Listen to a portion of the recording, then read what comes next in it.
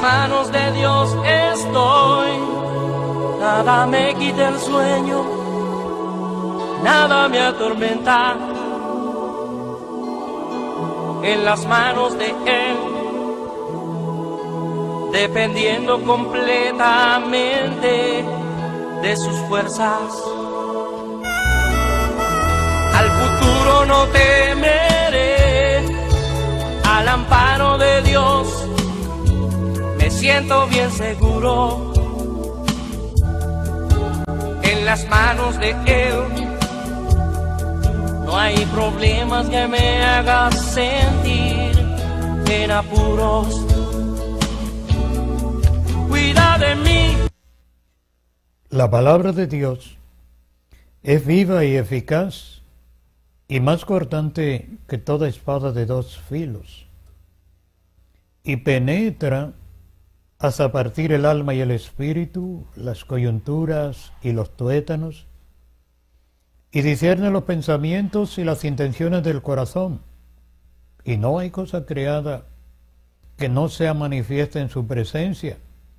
Antes bien, todas las cosas están desnudas y abiertas a los ojos de aquel a quien tenemos que dar cuenta.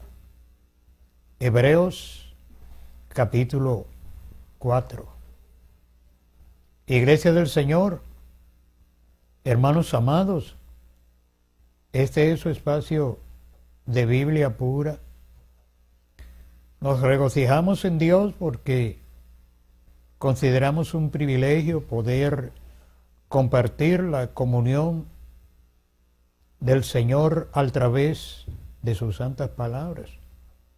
En San Mateo 18:20 Jesús dijo: donde quiera que hay 2 o 3 congregados en mi nombre, allí estoy yo en medio de ellos. Nos congregamos fraternalmente como iglesia en el nombre del amado Jesucristo y confiamos en que su presencia está en medio nuestro. Por favor, permanezca con nosotros. Oremos. Amado Señor, qué bueno que nos ha dispensado todo el favor de tu misericordia. Qué bueno que nos concede glorificar y bendecir tu santo nombre y manifestar, Señor, todo el agradecimiento que tenemos por tu amor para con nosotros. Y gracias por esta nueva oportunidad para hablar tus palabras. Concédenos hacerlo, Señor, dentro del marco de tu voluntad y para gloria de tu santo nombre. Rogamos en el nombre del amado Jesucristo. Amén. Amén. Iglesia del Señor, la lectura sencilla y práctica de la palabra de Dios produce en nosotros un más excelente peso de gloria, porque recibimos la consolación del Señor de tantas maneras, y esa consolación suya, pues naturalmente nos permite desenvolvernos en sus libertades y capear cualquier dificultad que tengamos. Hallamos soluciones prácticas, porque en primer lugar, si es que de alguna manera hemos sido culpables de algún tipo de problema o de dificultad que tengamos, tenemos la maravillosa oportunidad de sincerarnos con nosotros mismos en la presencia del Señor y hacer nuestra el derecho que nos ha dado el Señor de llegar al trono de la gracia y recibir el oportuno socorro del Señor en sentido general. Bueno, si de alguna manera Dios nos ha llamado la atención o de alguna manera nos ha reprendido, aún esto se convierte en una gran bendición. No para justificar nuestras debilidades, naturalmente, pero sí para regocijarnos en el hecho de que Dios conoce nuestra condición y en el hecho de poder comprobar que a pesar de todo, lo que Dios ha dicho es verdad. Y esa verdad suya siempre será para nosotros un estímulo permanente para seguir haciendo el esfuerzo, para aportar en la medida de nuestras posibilidades todo cuanto podamos, para que el Señor esté contento con nosotros.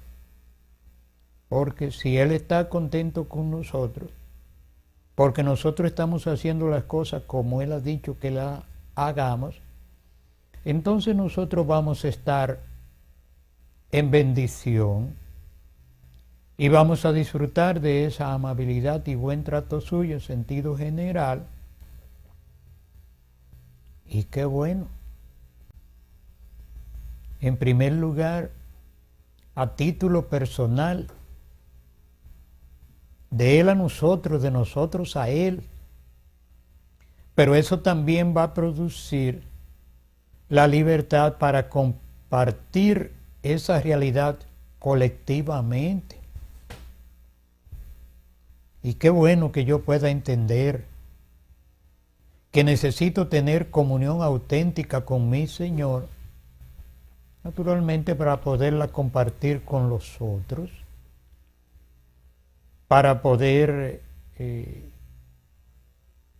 permitir a los demás que participen conmigo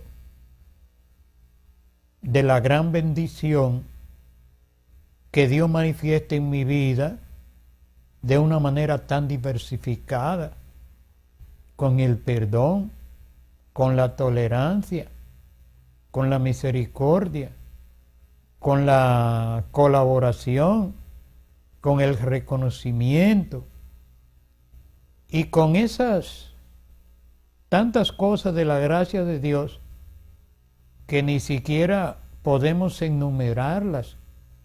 Bueno, habrán gentes que podrán especificar más sobre eso, pero algunos no tenemos esas tantas palabras. Pero podemos decir que es una manera de enamorarnos del Señor y estar seguros de que lo que hacemos le gusta a Él. Porque ahí termina todo, en el hecho de saber que cada una de las promesas del Señor que Él nos ha dado, nos la ha dado por puro amor, que no se trató de nuestra suficiencia ni de nuestra capacidad humana, y mucho menos de nuestra justicia, sino que se trató siempre de que Él nos amó. En la Biblia hay declaraciones que nos hacen reflexionar profundamente. Y es que la Biblia dice que de tal manera amó Dios al mundo, que ha dado a su Hijo unigénito para que todo aquel que en Él cree no se pierda, sino que tenga la vida eterna.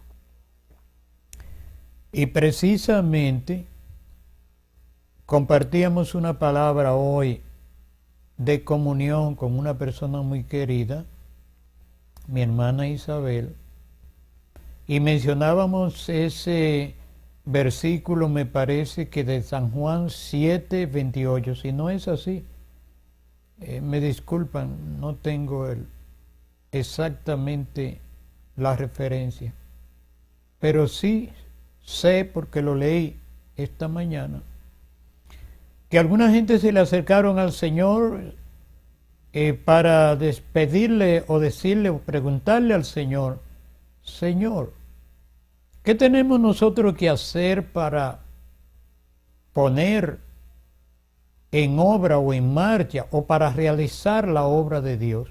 Oiga, qué pregunta más significativa. Pero mucho más significativa fue la explicación del Señor. Sencillamente le dijo: oh, lo que ustedes tienen que hacer es creer al que Dios envió. O sea, le dijo: crean en mí, y con eso queda el asunto terminado, porque eso lo llena todo. Por eso, hermanos amados, parece una cosa infantil, y como nos dijera alguien de una manera que nos ha ocasionado mucho dolor, en el sentido de que conducir a la iglesia y a la gente a los evangelios es llevarlo a un rincón como de incompetencia, de atraso fue la palabra. Ay, no puede ser así. Ay, no puede ser así. Porque ahí es que inicia todo. Ahí es que están las declaraciones amorosas de nuestro Señor Jesucristo. Ahí es que están las declaraciones y las promesas hechas por el Hijo de Dios. Y es en esas palabras de los evangelios donde está la declaración del reino de Dios y las leyes del reino de Dios, y sobre todo donde se nos explica con tanta claridad el derecho que tenemos a desenvolvernos en ese reino, la forma en que debemos hacerlo y también los deberes que tenemos en ese reino, el reino del Señor. Y parece muy elemental, pero sí, tenemos primero que creer en el Señor, arrepentirnos y creer en el Señor. Pero no se preocupe, que la Biblia dice que nadie puede llamar a Jesucristo Señor sino por el Espíritu Santo. De manera que cuando usted lo hizo o cuando usted lo vaya a hacer, lo va a hacer porque el mismo Espíritu de Dios tocó su vida. ¿De qué manera? Hay una fórmula para eso. Bueno, los teólogos tienen fórmula para todo, pero en la Biblia no hay una fórmula específica. Y hay verdades que llaman mucho la atención, porque por ejemplo, Jesús le dijo a sus discípulos en un momento dado: miren, yo tengo otras ovejas que no son de este redil, y a esta me conviene también buscar. Está diciendo que hay gente que están convertidos en ovejas ya por parte del Señor, que ni ellos lo saben, ni yo lo sé, ni usted tampoco, ni lo saben los prepotentes sabiondos intérpretes de la Biblia. No, eso está en la sola potestad de Dios. Gente que están convertidos en ovejas, y no en ovejas cualquiera, sino del Señor, y que ni ellos lo saben. Entonces, la gran pregunta es: ¿en qué situación tiene que estar la gente para poder llegar a Dios? Bueno, en cualquier situación, porque Dios es capaz de sacar a la gente de cualquier situación, no importa cuál sea. Claro que en su entorno y en su medio ambiente y de acuerdo a la escala de valores de la sociedad y sobre todo a las cargas impositivas del sistema religioso, donde la santidad se mide por lo que decida el que interpreta esa palabra santidad. Pero Dios no tiene nada que ver con eso. Dios nos ama y Dios ama al mundo. Y ponerle condiciones a Dios con respecto a la salvación de los otros, no solamente es apostasía, eso es blasfemia directamente, porque eso es entrar directamente en la privacidad de Dios y nadie tiene derecho a eso. Que Dios nos ayude. Hermanos amados, hay una porción bíblica de Efesios en el capítulo 3. Ustedes saben que esa cartita de Efesios es una cartita maravillosa de unos 155 versículos compendiados en 6 capítulos. Cuando usted tenga tiempo, lea a Efesios. Léalo completo, es maravilloso. Y le va a ser de mucha edificación. Los teólogos y los que hacen historias bíblicas, pues le han dado siempre a Efesios un lugar muy especial. Aunque poca gente han entendido el precio que costó, humanamente hablando, a la persona que Dios usó para traernos esas maravillosas palabras. Efesios 3 es una cantera de bienes espirituales. Queremos leer algunos versículos y compartirlo brevemente, no sin antes volver a decirle lo importante que es que usted lea a Efesios. Con especialidad el capítulo completo, el capítulo 3 completo, le va a ser de mucha bendición. Ya a la altura del verso 8, Efesios 3, 8, el hermano apóstol Pablo nos dice: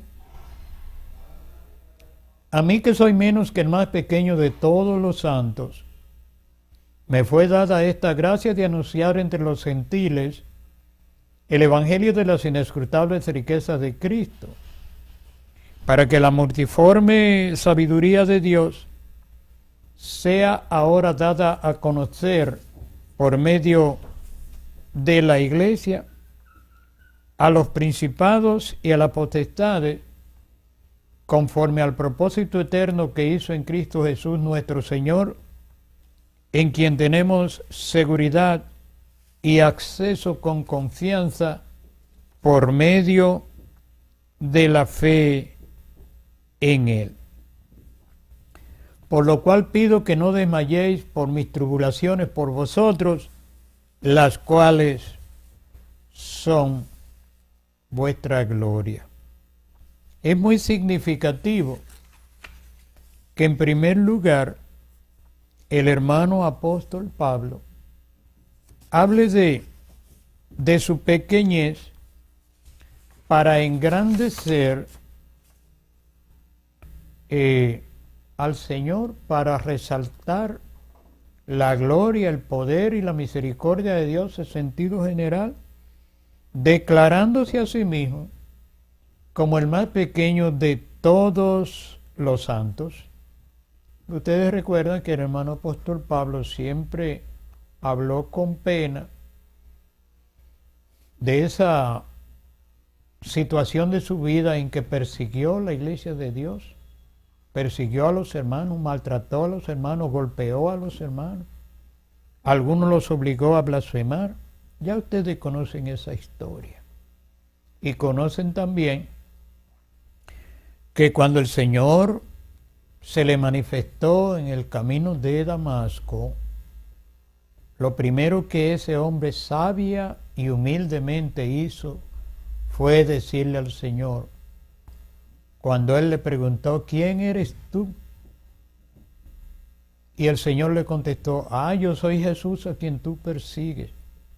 Él no argumentó nada ni pretendió nada.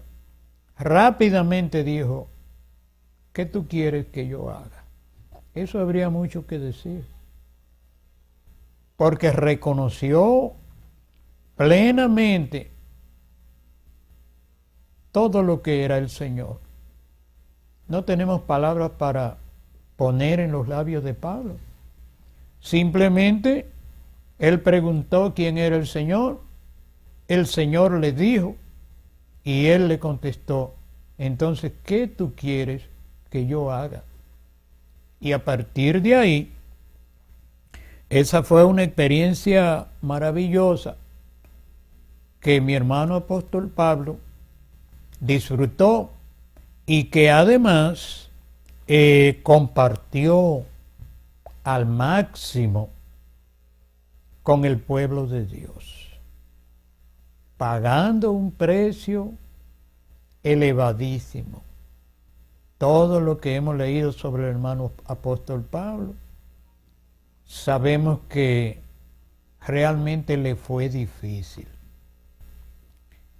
Y con esto enfrentamos directamente a los mercaderes de la fe, a las aves de rapiña, a los cazarrecompensa y a los vendedores de promesas dentro de la iglesia, a los pactadores y a los sembradores y a los que venden hasta la sonrisa en medio del pueblo de Dios. Porque realmente Jesucristo no fue así. Pero los seguidores de Jesucristo, que Él utilizó para darnos el testimonio de la realidad de Dios, tampoco fueron así. Tanto que si lo que los teólogos dicen que es la fe, realmente es así, si es verdad lo que ellos dicen, entonces los llamados héroes de la fe no tenían fe en nada. ¿Por qué decimos? Bueno, la teología enseña que tener fe es lograr cosas, es vivir dentro de una vida de prosperidad y de tener abundancia en todo sentido, de ser saludable y próspero. E inclusive hay una serie de doctrinas inventadas precisamente por el sistema teológico e impuestos por el sistema conciliar, que hablan sin ningún temor de que se debe rechazar cualquier cosa que signifique tabú o sobre todo pobreza o desventaja, porque el creyente tiene que ser alguien que vaya siempre viento en popa, que logre lo que quiera y que no pueda ser tocado ni por el pétalo de una rosa. Y ese es el otro evangelio. Ese es el evangelio que en la mayoría de los casos se está predicando en esta oportunidad, que en síntesis podemos decir un evangelio sin Jesucristo, porque el evangelio de Jesucristo sí tiene bendiciones inconmensurables en el sentido físico, humano y económico, sí, cómo no. Pero no olvidamos que Jesús dijo que si alguno quiere venir en pos de Él, que se niegue a sí mismo y que tome cada día su cruz y le siga. Y es más serio de ahí, porque Jesús dijo que el que no haga eso no puede ser su discípulo. Y el que no es discípulo de Jesucristo no es nada de Él. Se oye mal, pero es la verdad, hermano. Usted y yo tenemos que llegar a dos cosas: aceptar el discipulado del Señor hasta llegar a ser discípulos. ¿Y cuándo vamos a ser discípulos? Cuando se cumpla lo que dice la Biblia. ¿Y qué dice la Biblia? Bueno, Jesús dijo, vayan a los discípulos, por cierto, porque no fue a los cristianos que se lo dijo, porque los seguidores de Jesucristo eran discípulos. Y fue el Señor que les dijo, vayan por todas las naciones y hagan discípulos.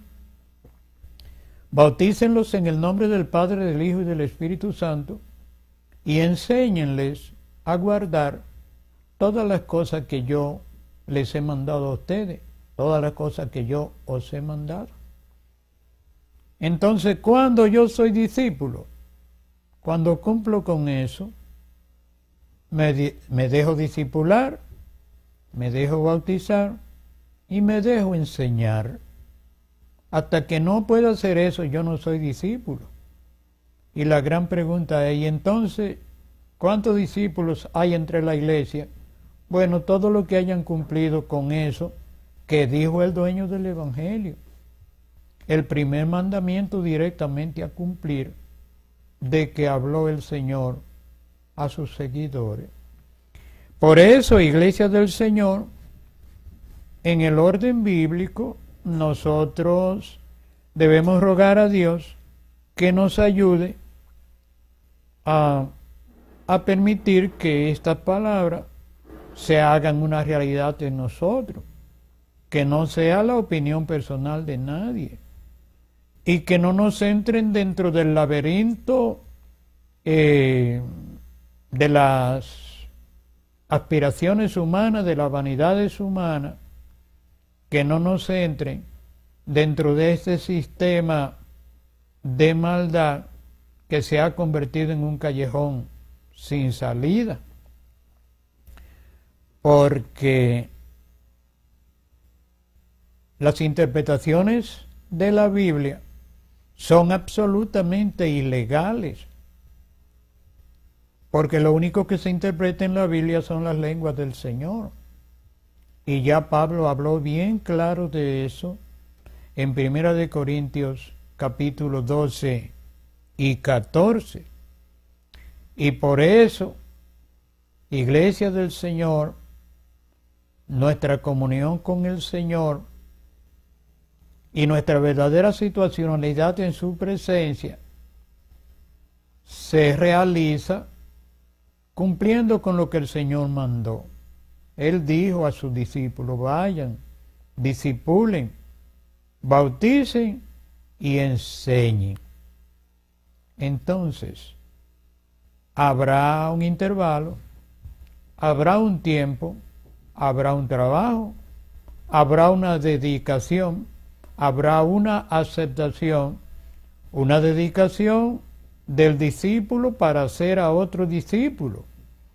Y cuando ese discípulo ya esté discipulado, bautizado y enseñado, no convertirlo en un número ni en el engranaje de su sistema humano. No, sencillamente ese discípulo debe dar por gracia lo que por gracia ha recibido y seguir haciendo exactamente lo mismo, discipulando, bautizando y enseñando. La gran preocupación de los influenciados por el sistema humano es, y entonces no tendremos iglesia, no tendremos grupos organizados, no socializaremos. Sí, lo haremos según el Señor quiera que lo hagamos. Y a título de familia, y con el propósito específico de convertirnos en servidores del Señor y en servidores unos a otros. porque es la única manera de que el mundo pueda recibir las libertades de Dios en sentido general. Que Dios nos ayude. Este detalle del hermano apóstol Pablo debemos mencionarlo un poquito más y volver a repetir Efesios 8, Efesios 3, verso 8. A mí, que soy menos que el más pequeño de todos los santos, me fue dada esta gracia de anunciar entre los gentiles el evangelio de las inescrutables riquezas de Cristo, y de aclarar a todos cuál sea la dispensación del misterio escondido desde los siglos en Dios, que creó todas las cosas, para que la multiforme sabiduría de Dios sea ahora dada a conocer por medio de la Iglesia a los principados y a las potestades, conforme al propósito eterno que hizo en Cristo Jesús nuestro Señor, en quien tenemos seguridad y acceso con confianza por medio de la fe en Él. Es maravilloso, hermanos, pensar en esto que dice Pablo de la multiforme sabiduría de Dios. ¿Cómo se manifiesta Dios? Y antes de que hagamos algún argumento, que usted piense en cosas como se manifiesta Dios, que usted lo ha visto, yo lo he visto. Antes que hagamos eso, decir que esas manifestaciones siempre serán a beneficio nuestro y siempre serán gratuitas, porque no son objeto de venta, sino que Dios nos la concede a nosotros. Es un gran error cuando pretendemos situarnos en una posición de superioridad sobre los otros y queremos tener principalía en todo. Pero oiga lo que dice Pablo, que debemos entender que la multiforme sabiduría de Dios sea ahora dada a conocer, oiga qué detalle, hermano, por medio de la Iglesia. ¿Y quién es la Iglesia? El cuerpo de Jesucristo. Los que preguntábamos ahorita y nos congregaremos, claro, somos iglesia, pero somos iglesia después de qué, después de ser discípulos. Por eso en nuestro día hay una confusión tan grande, porque la gente en el sistema religioso pasa de impío a cristiano. Así. Pero al no pasar por el discipulado, es obvio, nunca va a ser discípulo. Es alguien que ha pretendido ocupar una posición de superioridad o de hegemonía sobre los otros, pero que nunca le enseñaron. Él o ella no sabía nada, y llega ese nuevo grupo que se le ha dado el nombre de iglesia o de asamblea de llamado, como se quiera, pero él llega ahí, pero él no sabe nada, ella no sabe nada. Entonces, como él entiende que necesita desenvolverse en ese nuevo círculo, en ese nuevo ambiente, necesita naturalmente hablar y hacer cosas. Pues lo que hace es que se auxilia, digámoslo en buen dominicano, se agarra de lo primero que encuentra. ¿Y qué es lo que encuentra? O una serie de gente tan ignorante como él o como ella, diciendo cualquier cosa. Pero eso se va alejando cada día más del propósito del Señor, se va alejando cada día más del discipulado, al extremo de que si el sistema religioso tuviera algo de Dios, ya debía haberse conformado con haber establecido más de 10,000 doctrinas diferentes, Porque no hay una verdad en el mundo que se pueda decir de 10.000 maneras diferentes, porque son contradicciones que inician. En la palabra de Dios las contradicciones inician en el mismo punto donde Satanás inspira al hombre o a la mujer para interpretar la palabra, y continúa cuando atrevidamente la vende, y continúa cuando diabólicamente la impone, y así ha creado todo un sistema mantenido por la voracidad y por la efervescencia de la vanidad del corazón humano, para convertirlo en un tipo de comercio rampante, y de esa manera entonces surge la necesidad de una fábrica de mentiras para mantener a la gente entretenido, dominado, y al mismo tiempo para convertirlo en rentable. Eso es religión, eso es sistema humano, y a eso se le puede dar el nombre que se le llame, pero a eso no se puede llamar discípulos de Jesucristo. Porque ¿quién es un discípulo? Pero un discípulo es alguien que aprende. ¿Y quién enseña a un discípulo? Bueno, alguien que hace las veces de maestro. Y el maestro y el discípulo, ¿cuál es la diferencia que tienen? Que uno sabe y el otro no sabe. Pero el que no sabe, si es humilde y prudente, pues acepta la enseñanza. Porque como decimos los más viejos y siempre nos dijeron los mayores, nadie nació sabiendo. La gente humilde acepta la realidad de cómo son las cosas. Es así como hemos llegado a los conocimientos humanos que tenemos hoy día, que hay algunos que para los viejos son prácticamente indescriptibles. Hay cosas que los que somos mayores sencillamente no las entendemos, y nos pasa peor que cuando éramos muchachos en la escuela, que hablábamos de trigonometría y no sé a quién se le ocurrió decir trigo no me entra. Es así, no nos entran esas cosas. ¿Pero por qué? Porque están muy por encima de nuestra capacidad humana, y no es que no lo logremos, pero lo podemos lograr, pero con mucho esfuerzo, porque está fuera de nuestro control. Pero qué bueno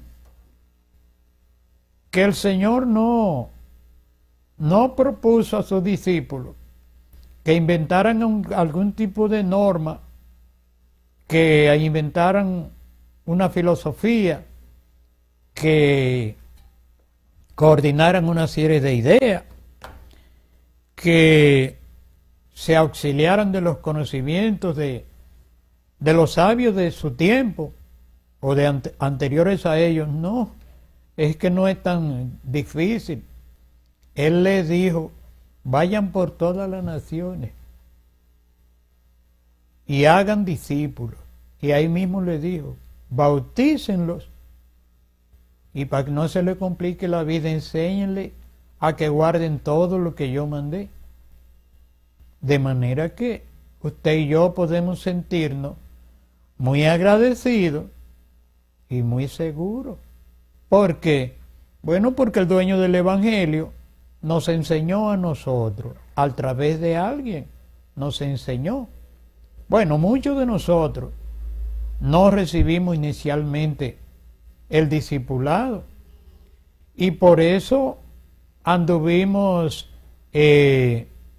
muchas veces muy fuera de la realidad, porque como hemos dicho, eso era lo que quería el sistema teológico y conciliar, que anduviéramos así para convertirnos en un número y para manejarnos a su antojo. Muchos hemos tenido que volver a arrancar de cero. ¿Y dónde arrancamos de cero? O en los cuatro evangelios y en los hechos. ¿Y por qué ahí? Bueno, porque ahí es que están en primer lugar todas las palabras de nuestro Señor Jesucristo, todos sus mandamientos. Y qué bueno, porque como alguien nos enseñó, y es cierto, dentro de esos mandamientos hay 3 capítulos de la Biblia, San Mateo 5, 6 y 7, que lo sintetizan todo, que hablan como debe ser justamente la presentación del reino de Dios con sus ciudadanos, con sus ciudadanía, con sus deberes, con sus derechos, con sus libertades, con todas sus bendiciones, con toda su esplendidez y sobre todo con la bendición de enseñarnos a mantener activo el vínculo del amor de Dios que Él ha puesto en nuestros corazones. Entonces, mire qué glorioso. Pablo dice, para que la multiforme sabiduría de Dios, esas cosas tan diversificadas, tan multiformes, que tienen tanta manera, que tienen tanta forma de manifestarse, oiga lo que dice, esa sabiduría de Dios, sea ahora dada a conocer por medio de la iglesia. Ah, hermano amado, usted es discípulo. Hermana amada, usted es discípula. Ah, pero entonces usted tiene esa sabiduría de Dios, porque usted es iglesia. Entonces usted tiene el compromiso de dar a conocer esa sabiduría. ¿A quién? A todo el mundo, a toda la gente. Decimos esto porque oiga lo que dice Pablo. Esa multiforme sabiduría de Dios debe ser dada a conocer a los principados y a las potestades, conforme al propósito eterno que hizo en Cristo Jesús nuestro Señor, en quien tenemos seguridad y acceso con confianza por medio de la fe en Él. Imagínese usted, hermano amado, que no es solamente para nosotros, sino también para los principados y para las potestades en los lugares celestiales. Pero oiga cómo, conforme al propósito eterno que hizo en Cristo Jesús. Y es en Cristo Jesús que tenemos seguridad y acceso con confianza a la presencia de Dios por medio de la fe en Jesús. Entonces, hermano amado, hay dos cosas. No estamos llamados a agredir a nadie, ni hacer que los demás se sientan mal con nuestro pronunciamiento o con nuestras sugerencias directas. No estamos en eso, pero sí, nosotros tenemos la obligación, la iglesia tiene la obligación de dar a conocer la multiforme sabiduría de Dios. La iglesia tiene que hacerlo. Pero la iglesia no es una carga que Dios le ha puesto. El hermano apóstol Pablo no especificó aquí, pero seguro que no se trata de una carga. Es que la iglesia ha sido discipulada. Alguien le enseñó a usted o me enseñó a mí, y después que me enseñó o que le enseñó a usted, entonces ahora usted tiene la responsabilidad de hacer lo mismo. Ah, hay un problema con eso, que tal vez que lo enseñó entiende que usted sí debe saber eso, pero no debe de ninguna manera exceder la autoridad de los llamados líderes, o sea, que ellos son los que pueden hacerlo. Es una cosa sencilla, hermano. Mire usted, la mayoría de la gente rechaza la idea de que cuando alguien se convierte puede ser bautizado inmediatamente. Y uno se pregunta, ¿y por qué? Bueno, porque así es que lo dice la Biblia. La mayoría de la gente que dirigen en la iglesia rechazan la idea de que usted y yo, el otro, Ramón, Antonio, Miguel, Luisa, Rafaela, Dolores, quien sea, si ha sido discipulado o discipulada, si ha sido bautizado y si ha sido enseñado reglamentariamente a guardar lo que el Señor mandó y ya lo está guardando, ya fue discipulado, ya fue bautizado y ya está guardando lo que dijo el Señor, no lo que dijo el grupito suyo, dijo el grupito mío, no, lo que dijo el Señor. Si ya lo está haciendo, ¿es una pretensión diabólica convertirlo en un número? No, el propósito es que él o ella siga haciendo exactamente lo mismo. De manera, Iglesia del Señor, que estamos frente a esa gran realidad de que es el sistema humano el que ha coartado las libertades del Señor dadas en su palabra para que nosotros no podamos desenvolvernos en esas libertades de Dios. Parece algo sencillo, pero como alguien nos dijo en tiempo pasado, hay quienes entienden que un llamado ministerio que puede ser coherente con todas las líneas doctrinales y que, como nos dijo un muchacho joven hace mucho tiempo, él no tenía problema con nadie, según nos dijo, y nos asombramos de que pudiera dar esa declaración. Él no tenía problema con nadie y le pedimos que por favor ilustrara a la sala por qué, cómo había logrado eso. Dijo, fácil, yo no tengo problema con nadie. Y eso parece una ingenuidad, pero hermano, que no tiene problema con nadie. Y volvimos a preguntarle, pero ¿cómo te ha logrado eso? Bueno, yo sencillamente dejo a todo el mundo como está y no le contradigo a nadie. Y así siempre estamos de acuerdo. Esa es una posición muy cómoda, pero eso se llama en primer lugar hipocresía. Eso se llama deshonestidad.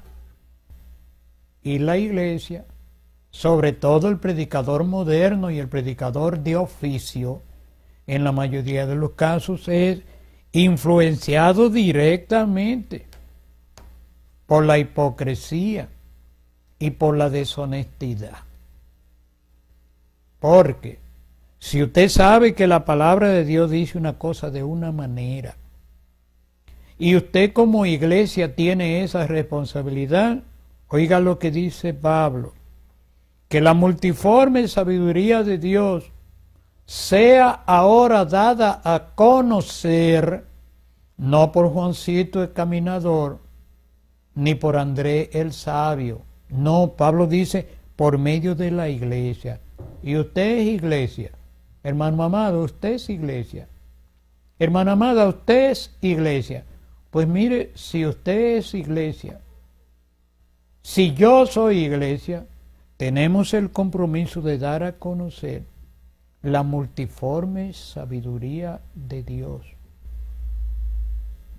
Y vamos a hacer eso aún a los principados y a las potestades. O sea, no hay nadie que tenga mayor autoridad que la iglesia para dar a conocer la multiforme sabiduría de Dios. Y mayormente aquellas cosas que están especificadas en la Biblia. ¿Cómo usted me dice que yo no tengo derecho a decirle a la gente que todo el que ha sido discipulado, bautizado y enseñado puede hacer lo mismo y debe hacer lo mismo? No me discuta eso, hermano, porque yo le voy a presentar 71 referencias bíblicas que hablan de bautismo dicen que así es que eso se hace. Es que de esas 71 referencias, 20 están en el libro de los Hechos. Y en esas 20 referencias del libro de los Hechos, que es la que narra, la que compendia las experiencias de la primera iglesia que hubo en el mundo, la llamada iglesia primitiva, todas las veces que se bautizó en el libro de los Hechos, se hizo inmediatamente y nunca se le preguntó nada a nadie. Y dentro de esos bautismos hubo uno de 3,000 personas, que eso es mucho decir. Y hay quienes hasta quieren discutir que el grupo de los 12 fue que bautizaron a esas 3,000 personas. Pues no puede ser así, hermano. ¿Y cuál es la razón? Que todo el que era discípulo bautizó ese día, por necesidad. Porque la Biblia dice que eso se hizo, creyeron y fueron añadidos, bautizados y añadidos a la iglesia ese día. Y un día lo que tiene 12 horas, y ese discurso empezó a las 9 de la mañana y no se sabe a qué hora empezó a bautizarse. Como sea, es ridículo decir que 12 personas fueron los que bautizaron, porque ni que fueran robots, ni un robot puede hacer eso. Bautizar, hacer un bautismo en menos de 2 minutos, durante 8 horas. Pero ya eso sería otro detalle. Que Dios nos ayude. Solamente terminar diciéndole a usted, hermano amado, que usted y yo formamos parte de ese grupo de responsables que con amor participemos en dar a conocer al mundo la multiforme sabiduría de Dios. Ahora, esa sabiduría, hermano, no se encuentra en el manual, en el método, en su reglamento local, en su expositor, ni en su comentario bíblico. Eso está en este libro, este santo libro. Eso está en los 4 evangelios y en el libro de los Hechos. Ahí está la multiforme sabiduría de Dios, que usted es responsable a darle al mundo, y yo también. Que Dios nos ayude. Muchísimas gracias, hermanos amados.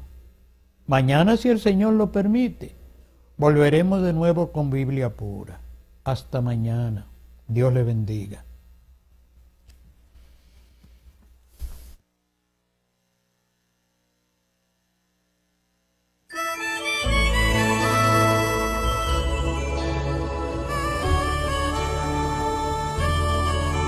En las manos de Dios estoy, nada me quita el sueño, nada me atormenta. En las manos de Él, dependiendo completamente de sus fuerzas. Al futuro no temeré, al amparo de Dios me siento bien seguro. En las manos de Él no hay problemas que me hagan sentir en apuros.